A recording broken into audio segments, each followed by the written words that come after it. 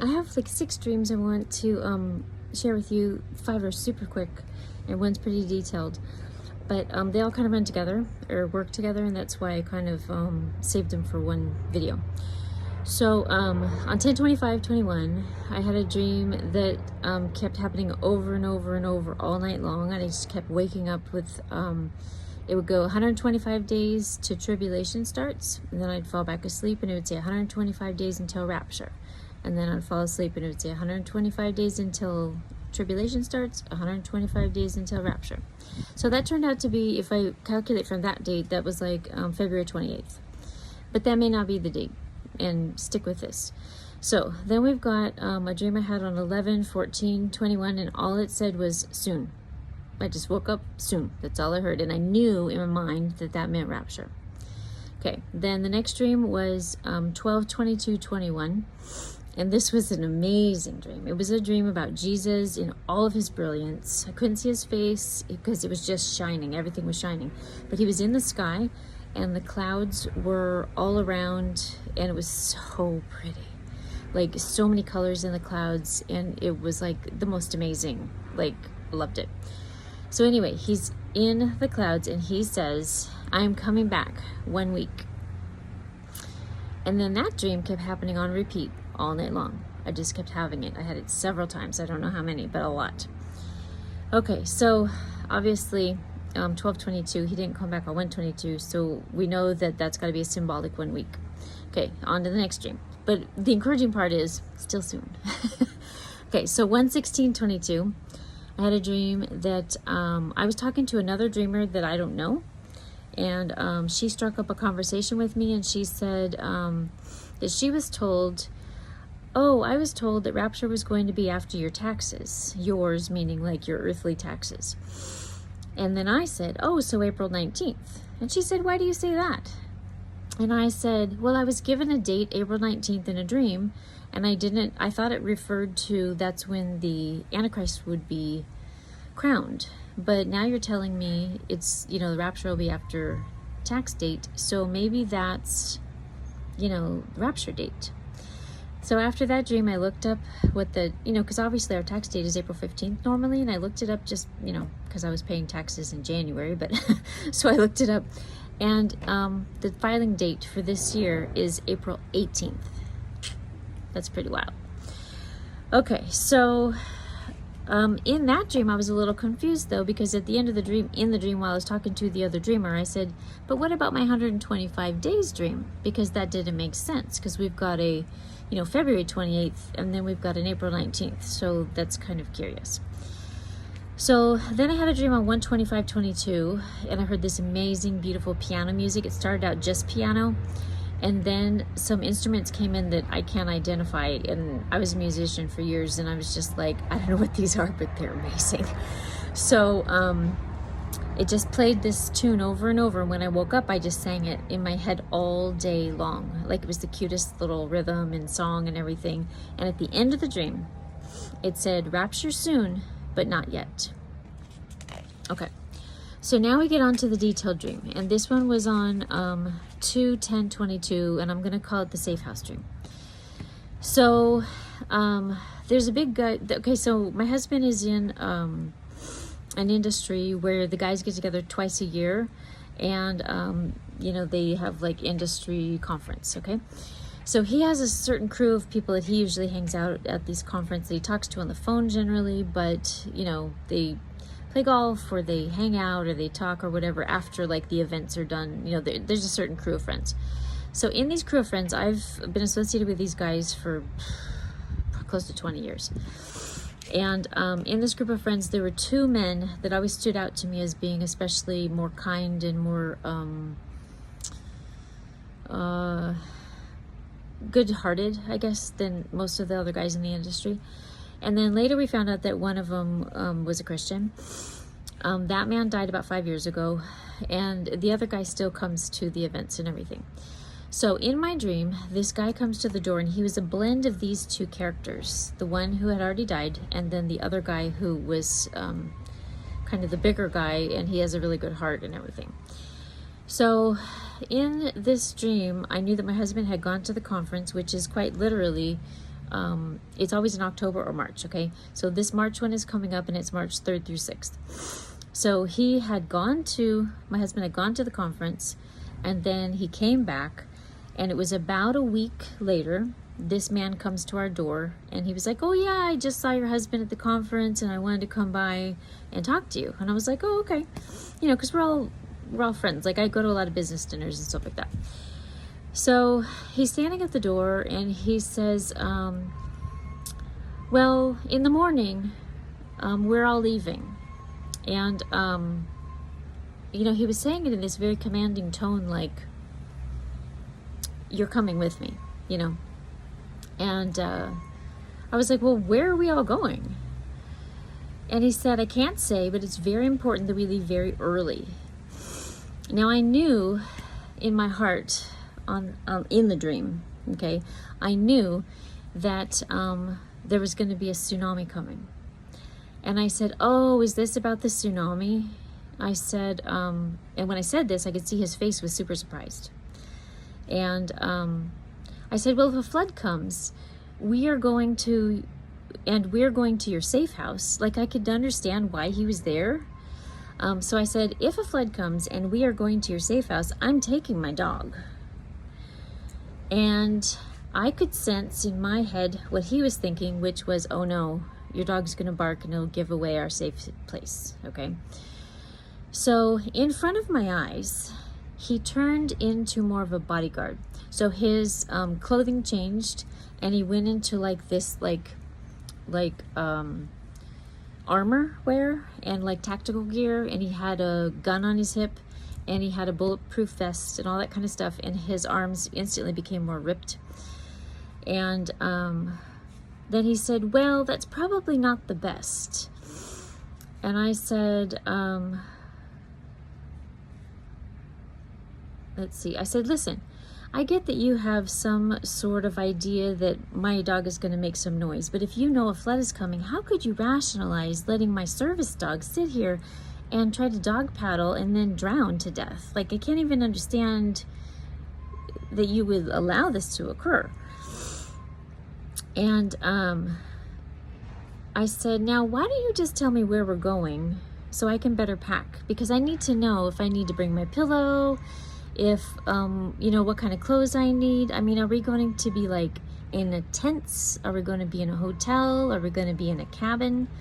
And in my mind, I was picturing this like nasty tent from like the 50s, and like a hotel that was like super posh, and like this cabin that was kind of dusty and disgusting.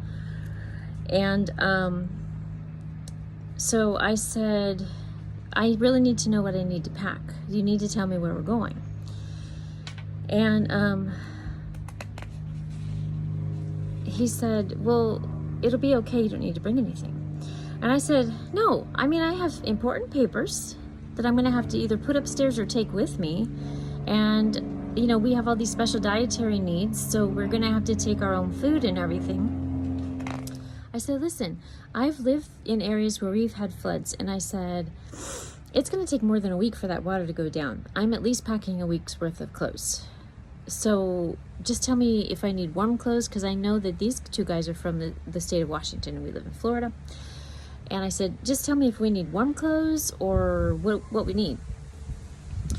And he said, well, you don't really need anything. I said, that's not even possible. I said, of course we do. And I said, I'm totally bringing my pillow, because I cannot stand sleeping in with weird pillows. And he goes, no pillows. You don't need that stuff. We have food. We have everything you're going to need. And he said, no one's really supposed to bring anything. And I said, and then he goes, how do you even know about the flood anyway? And I said, well, me and a bunch of other Christians have had dreams of these floods. And I said, in my dream, the tsunami stopped literally at our house and nothing happened to us. And so he said, well, I'm still on instructions, and I'm going to take you and the girls and your husband to an undisclosed location. And then in my mind, I was wondering what these accommodations were going to be like. I just kept flashing this, you know, like, oh gosh, we're going to be in this like dusty, dirty, disgusting place or something. I'm kind of a Four Seasons kind of girl. I'm not really for roughing it. And so I was like, oh gosh. I mean, safe house to me just sounds nasty. I don't know. So, but I didn't say one single bit of that. I was just running it through my head. And all of a sudden, I could see him looking at my eyes in like a really unusual way. And instantly, 3 pictures popped in my head. And there was this nasty tent from the 50s that I'm telling you. And then there was this posh hotel, which I pictured. And then the cabin, I pictured a really dusty, nasty one. And he put in my head this amazing cabin that was like really, really pretty. And I was like, and trees all around, you know, like it was really, really nice. And I said, oh, your safe house is a cabin? And he said, yes. So then he said, I wouldn't worry about the cabin. He said, we really have everything you need. And he said, well, and yes, you can bring your dog. And then he said, but please only pack 1 small bag for each of you because, you know, I have to pick up other people too. And it's not all going to fit in, you know, the vehicle. And I said, no, I'm driving. I said, I just bought this car, I bought it cash. There's no way the insurance company, once it gets flooded, is going to give me enough money back to like buy another car. No way. I'm totally driving. And he's like, what? You're not driving? And he's like, everyone's going in my truck. And he puts his hand back to like look behind him.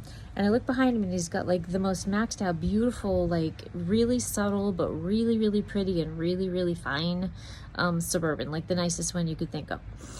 And I was like, oh, well, yeah, I still don't think that's going to work out for me. I can't just let my car sit here and flood. Like, that's not going to work out. I'm like, for real. So here I am, like, debating with this guy. I need to bring things. I need to do all this stuff. And, you know, there's all these little details I'm really concerned about. So he can see that I'm being really stubborn. And he says, super tenderly, remember, when he comes to the door the first time, he's, like, commanding voice, in charge of everything, like, super authoritative and super, like, commanding is the only word I can come up with. His super commanding voice. And then all of a sudden he could see that I was feeling very like ill-prepared over all of this. Like, no, you don't understand. We have health issues. We have, you know, we have all these things we have to be concerned with that no one else is concerned with. And so super tenderly, in the most compassionate, kind, tender-hearted voice, he was like, well, I guess it'll be okay. You pack the things you need and you put them in the back of your vehicle. Just make sure and pull that back thing over. You know, there's those, like, I don't know, cover things for like SUV type, you know, so no one can see what's in the trunk. And he goes, make sure you can pull it over. And then when we get to the gate of the compound, I will tell them you're with me. But there's very limited parking. No one's supposed to be bringing their cars. But I'm going to make an exception for you because I understand that your needs are different than most everyone else's. And I'm going to just explain to them. And there's very limited parking, but I think it'll be okay if we just let you do this. And I was like, okay. So then instantly in my mind, because I was thinking, what kind of cabin has a gate? You know, like cabins are kind of out in the country or they're up in the mountains and they might have curvy roads, but typically not really gate, you know, friendly. And instantly in my mind, he projected this like gate in my mind. And it was amazing. It was like, you know, those black chalkboards, once you have chalk rubbed on them and they're like that beautiful gray. It was like that color gray. And then on the top of it was all this metal work. And it had like amazing scroll work in it and everything. And then I saw that it could like move back and forth. And it, as it opened, there was a little guy at the guard gate. And he looked extremely serious and extremely strong. But you could sense this like love and compassion out of him that was like super deep and super like really neat connection. And then all around the entire compound was this huge brick wall. And then like plants covering it, and it was like really, really pretty. So anyway, so then instantly I could see inside the compound. And there was like really neat walking paths and grass areas and lush trees and like super shady, super relaxing. Like it would make a Four Seasons to shame. Like it was so, so pretty. like better than a museum or an arboretum or anything. Like it was really, really nice. And then there was like a pool and everything. And then instantly I was like floating inside of the cabin, and I could see. And so I'm like kind of floating around the place, and like the beds were super comfy. Like you could just tell by looking at them.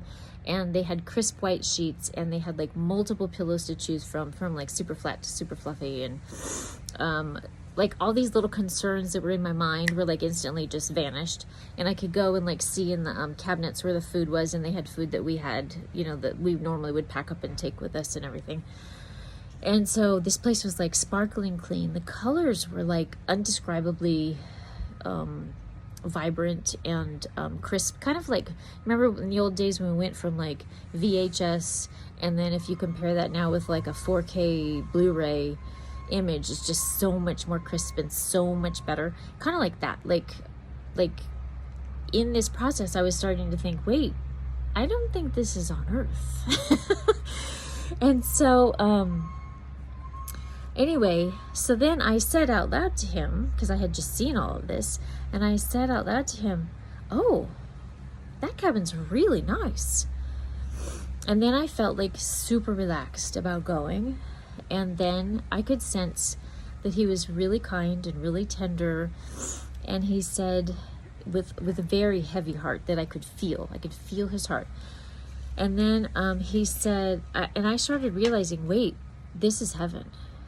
He's taken me to his personal cabin in heaven to rescue us, you know, from what is coming to this earth. And then he looked down and he said with a super heavy heart, trouble is coming. And instantly I knew that that trouble was not the flood that I had been imagining and seeing in my mind. And I said, trouble? And then instantly I could read his thoughts, and his thoughts were that it wasn't going to be a tsunami, but it was going to be a very bloody, violent war, and a lot of people were going to die. And I could feel his heavy heart. And then he said, I just want you guys to be safe. It's about to get dangerous here, and I want to make sure you're in the safe house before any of that happens. And then he said, I'll see you really early in the morning. And, well, let's be ready to drive out by 6. So I said, okay, thanks. I'll see you in the morning. So that's the end of the dream. Now here's the interpretation. First of all, the two guys that were blended together, I took their names and tried to figure out what they mean, because I thought it was so unusual that these two guys were together. And one being from heaven, because he was a Christian and he's, you know, already died. And so, I feel like this is this man's actual personal amazing cabin, actually. But anyway, so the one man's name means handsome near the chapel, and his last name means fish seller, from God and the King. I feel like, you know, as Christians, we're kind of fish sellers, and from God and the King was like too much for me to ignore. I was like, wow. Handsome near the chapel, that just, you know, that's kind of a positive. So the other guy's name means bright fame and chief of his name, and his meaning God's, because it was capitalized. So I thought that was kind of neat. So I felt like, okay, he's an angel, he's from heaven, he represents these two different guys, you know, whatever. So then tomorrow was a bit of a thing, from a puzzle, I guess, for me to break up and understand. So I knew that this was set post March 6th, because that's when the conference was. So then I was like, okay, it can't be literal tomorrow, because, you know, by the time I'm really sitting down to like really think through this thing, because I'd prayed over it the first day, and the second day I was like, well, obviously not today. So if you take one day and it makes a month, then that would be like 3/10/22, right? I'm like, well, possible.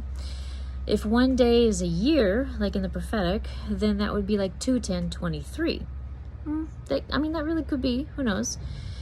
One day, like ages ago, I broke down how to do like if one day is like 1,000 years or whatever, and you break it down to however many it is. It turns out to be something like 30.1 days is 24 hours for us or something.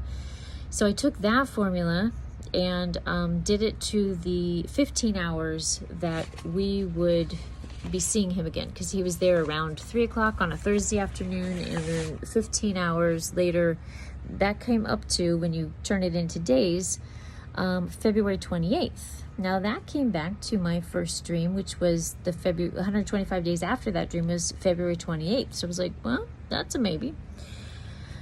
So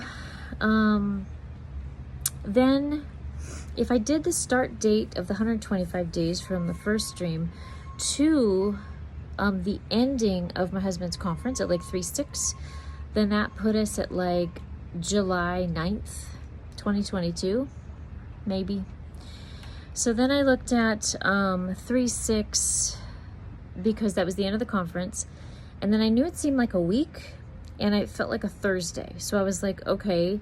So when I went to what that date was on the calendar, that was around 3/18, 3/17. So that's Purim, you know. And I was like, well, that's kind of a high watch for me, because, you know, Purim's already an escape day, right? Celebration of it anyway. So then we've got and I understand also that wars often start on like Mondays and Fridays in, like, you know, the in the war people's mind, or whatever. I don't know what they call it. So I was like, well, it was a Thursday, war starts on a Friday. It kind of made sense to me. But you know, I don't really know. The truth is, I'm just taking all of this time period, like February 28th to April 19th, is kind of a high watch for me. And if those dates pass, then I'm sure more dreams will come, will help me to like refine these. I personally feel so honored that I'm allowed to just even have these dreams. And I don't pretend to know that I understand every dynamic in them. And as the dates are kind of crisscrossing, I just feel like the Lord doesn't really want to give any of us the date. I think he's trying to say, get ready, it's coming. And I think that is the point. Now, what's the takeaway here? The Lord will rescue and protect his own. Now, he will either save us from it or he will save us through it. But either way, God's got our back. And you got to have faith in that. Romans 8:31 says, what then shall we say to these things? If God is for us, who can be against us? I mean, that's really the truth. If God is for us, God of the universe, the God who created everything, the God who gave his son to be justification for our sins, if he's on our side, we can't lose. Even if we lose this stupid tent we live in, it doesn't matter. We are going to a better place. And I just want you to have hope and joy, and keep your faith strong in the Lord. Get your mind in your Bible. Don't get your mind in the news events and all of the deception that's going on around us. Don't worry about what's going on here. Keep your mind straight. Pray, read your Bible, stay dialed in to Jesus, because that's where it's at. And that's the communication we're going to need to get through these next several weeks, years, whatever it's going to be for us. So I just want you to hang in there. And love you, fam. Hope you have a great day, and I'll see you soon in the sky, hopefully.